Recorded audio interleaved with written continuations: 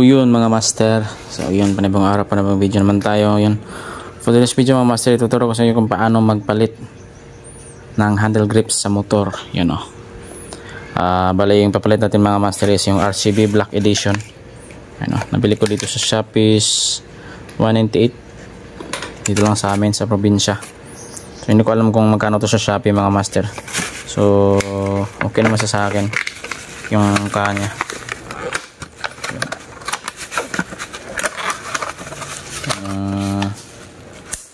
Actual na mukha niya mga master. Ito yung sa right hand kasi malambot, yung matigas is sa left hand yung mga master. Yan, tandaan nyo pagpalit ng handle grip.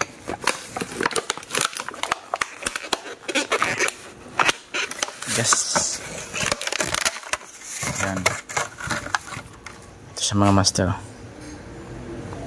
Ito yung sa left matigas, sa right hand is malambot. So yung mga master, ituturo ko sa inyo yung tamang pagkabit na hindi niya kailangan pumunta sa shop. So yan mga master, let's start.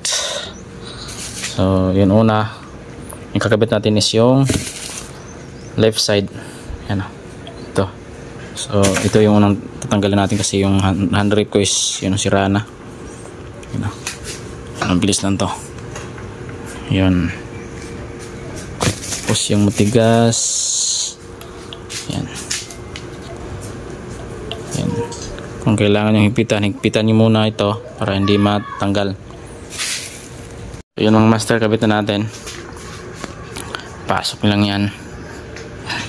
Ito yung matigas, ito yung malambot ha. So, yan. Hirap mag video pag ano, walang taga, alam gumawa pag ano, walang taga hawak ng kamera.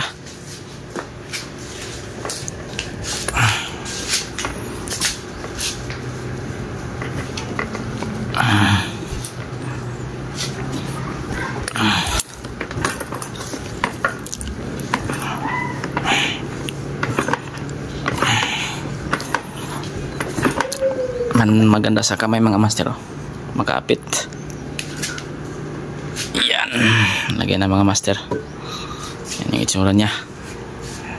Tapos sa kabila, magkakailangan tayo ng cutter para matanggal yung mga dalian. Tatabasin na lang to kasi hindi naman to gagamitin mga master. So tatabasin to gamit yung cutter. Master, tanggalin natin to.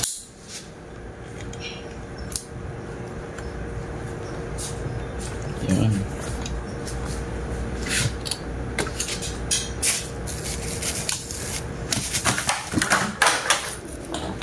Na, ito yung kapalit natin.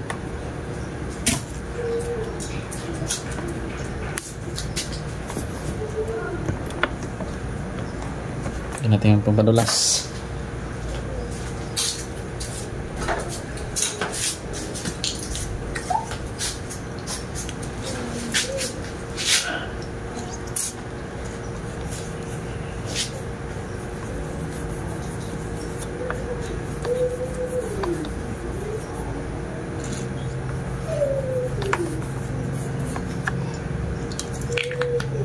WD-40 lang, malakas mga master.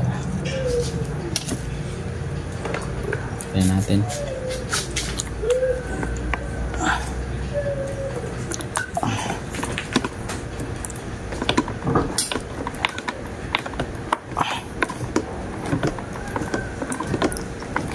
Yun, bilis lang.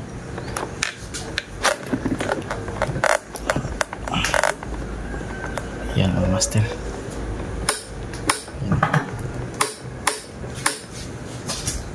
Bilis lang pagkabit. Yan mga master, yung final result niya, madali lang. Madali yung magpagkabit. Yan o.